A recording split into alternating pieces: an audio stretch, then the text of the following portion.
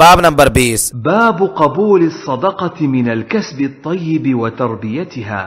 پاکیزہ کمائی سے صدقہ کی قبولیت اور اس کی نشو نما. حدیث نمبر 2342. وحدثنا قتيبة بن سعيد حدثنا ليث عن سعيد بن أبي سعيد عن سعيد بن يسار أنه سمع أبا هريرة يقول قال رسول الله صلى الله عليه وسلم ما تصدق أحد بصدقة من طيب ولا يقبل الله إلا الطيب إلا أخذها الرحمن بيمينه وإن كانت تمرة فتربو في كف الرحمن حتى تكون أعظم من الجبل كما يربي أحدكم فلوه أو فصيله.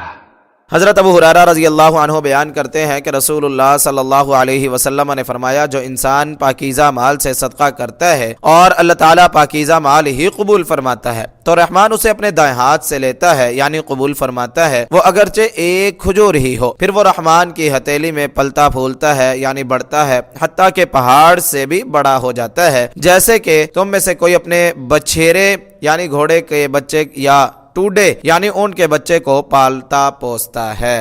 تخریج اخرجہ البخاری فی صحیحہ فی الزکاة باب الصدقۃ من کسب طیب. حدیث نمبر 1410 تعلیقا. وكذلك في التوحید باب قول اللہ تعالی تعرج الملائکۃ والروح الیہ وقوله عز وجل الیہ یصعد الکلم الطیب. حدیث نمبر 7430. والترمذی فی جامعہ فی الزکاة باب ما جاء فی فضل الصدقہ. حدیث نمبر 661. والنسائی فی المجتبى فی الزکاة باب الصدقۃ من غلول جلد نمبر 5 صفحہ نمبر 57. وابن ماجہ فی سننہ فی الزکاة باب فضل الصدقہ. حدیث نمبر 1842. انظر التحفہ برقم 13379. حدیث نمبر 2343. حدثنا قتيبة بن سعيد حدثنا يعقوب يعني ابن عبد الرحمن القاري عن سهيل عن أبيه عن أبي هريرة أن رسول الله صلى الله عليه وسلم قال لا يتصدق أحد بتمرة من كسب طيب إلا أخذها الله بيمينه فيربيها كما يربي أحدكم فلوه أو قلوصه حتى تكون مثل الجبل أو أعظم.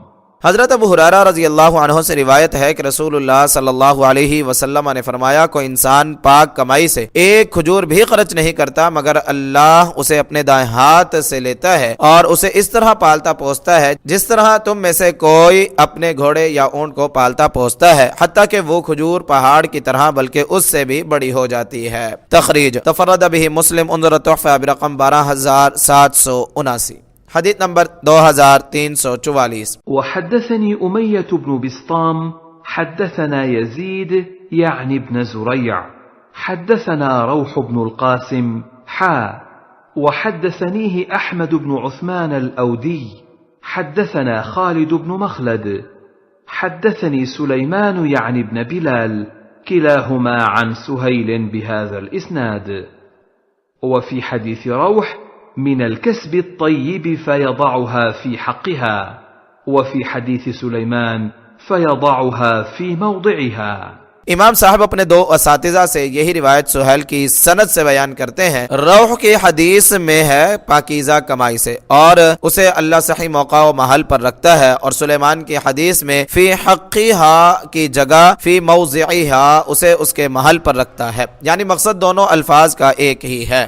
تخریج اخرجہ البخاری حدیث امیہ فی صحیحہ فی الزکاة باب الصدقۃ من کسب طیب. حدیث نمبر 1410 تعلیقا. انظر التحفہ برقم 12641. واخرج البخاری حدیث احمد بن عثمان فی صحیحہ فی التوحید باب قول اللہ تعالی تعرج الملائکۃ والروح وقوله تعالی الیہ یصعد الکلم الطیب. حدیث نمبر 7430 تعلیقا. انظر التحفہ برقم 12819. وتفرد مسلم فی تخریج حدیث سلیمان عن سہیل. انظر التحفہ برقم 12775.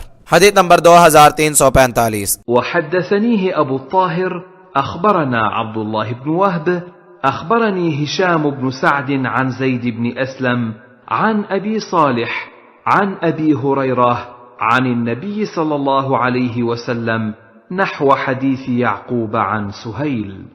امام صاحب یہی حدیث اپنے دوسرے استاد سے یعقوب کے ہم معنی روایت بیان کرتے ہیں۔ تخریج اخرجہ البخاری فی صحیحہ فی الزکاة باب الصدقۃ من کسب طیب، حدیث نمبر 1411، انظر التحفہ برقم 12318، حدیث نمبر 2346۔ وحدثني أبو كريب محمد بن العلاء حدثنا أبو أسامة حدثنا فضيل بن مرزوق حدثني عدي بن ثابت عن أبي حازم عن أبي هريرة قال قال رسول الله صلى الله عليه وسلم أيها الناس إن الله طيب لا يقبل إلا طيبا وإن الله أمر المؤمنين بما أمر به المرسلين فقال يا أيها الرسل كلوا من الطيبات واعملوا صالحا إني بما تعملون عليم وقال يا أيها الذين آمنوا كلوا من طيبات ما رزقناكم ثم ذكر الرجل يطيل السفر أشعث أغبر يمد يديه إلى السماء يا رب يا رب ومطعمه حرام ومشربه حرام وملبسه حرام وغذي بالحرام فأنى يستجاب لذلك۔ حضرت ابو ہریرہ رضی اللہ عنہ بیان کرتے ہیں کہ رسول اللہ صلی اللہ علیہ وسلم نے فرمایا، اے لوگو، اللہ پاک ہے، یعنی ہر نقص و کمزوری سے، اور پاک مال ہی قبول فرماتا ہے، اور اللہ تعالیٰ نے مومنوں کو اس بات کا حکم دیا ہے جس بات کا حکم رسولوں کو دیا ہے۔ اللہ تعالیٰ نے فرمایا، اے رسولو، پاک چیزیں کھاؤ اور صحیح اور درست کام کرو، یعنی نیک کام کرو، جو کچھ تم کرتے ہو میں اس سے آگاہ ہوں، یعنی جانتا ہوں۔ سورہ مومنون آیت نمبر 51۔ اور فرمایا، اے مومن، جو پاک رزق ہم نے تمہیں عنایت فرمایا ہے اس سے کھاؤ، سورہ بقرہ آیت نمبر 172۔ پھر آپ صلی اللہ علیہ وسلم نے ایک ایسے آدمی کا تذکرہ فرمایا جو طویل سفر کرتا ہے، پراگندہ بال، غبار آلود، آسمان کی طرف اپنے دونوں ہاتھ پھیلاتا ہے اور کہتا ہے، اے میرے رب، اے میرے رب، حالانکہ اس کا کھانا حرام، پینا حرام، اس کا لباس حرام اور اس کو غذا حرام کی دی گئی، تو اس کی دعا کیسے قبول ہوگی؟ تخریج اخرجہ الترمذی فی جامعہ فی تفسیر القرآن باب ومن سورۃ البقرہ، حدیث نمبر 2989، انظر التحفہ برقم 13413۔ مفردات الحدیث، نمبر 1 فلو، بچھیرا، گھوڑے کا بچہ، نمبر 2 فصیل، ٹوڈا، اونٹ کا بچہ، نمبر 4 قلوس، نوجوان اونٹ، نمبر 4 اشعث، پراگندہ بال، نمبر 5 اغبر، غبار آلود جسم، نمبر 6 غوزیہ، پالا پوسا گیا۔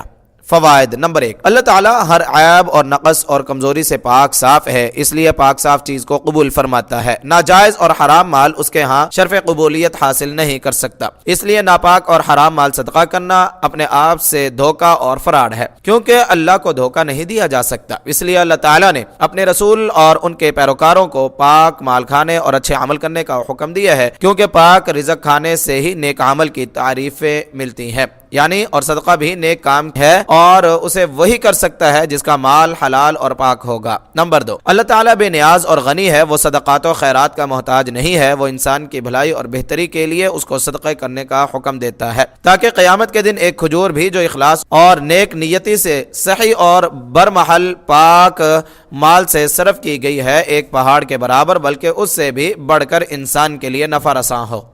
نمبر 3، جس طرح ناپاک اور حرام مال اللہ کے ہاں قبول نہیں ہے، اسی طرح ناپاک بندہ جس کو حرام مال سے پالا پوسا گیا اور وہ حرام مال بھی کھاتا پیتا اور پہنتا ہے، اللہ کے ہاں باریابی کا شرف حاصل نہیں کر سکتا، اور ایسا انسان اپنی دعا کی قبولیت کی امید نہیں رکھ سکتا۔ قبولیت دعا کے لیے کمائی کا پاک اور جائز ہونا بنیادی شرط ہے۔ استدراج یعنی ڈھیل کی مصلحت کے طور پر بظاہر اگر کسی کی دعا قبول کر لی جاتی ہے تو یہ اللہ تعالیٰ کی مرضی ہے، جس کا مدار اس کی حکمت پر ہے۔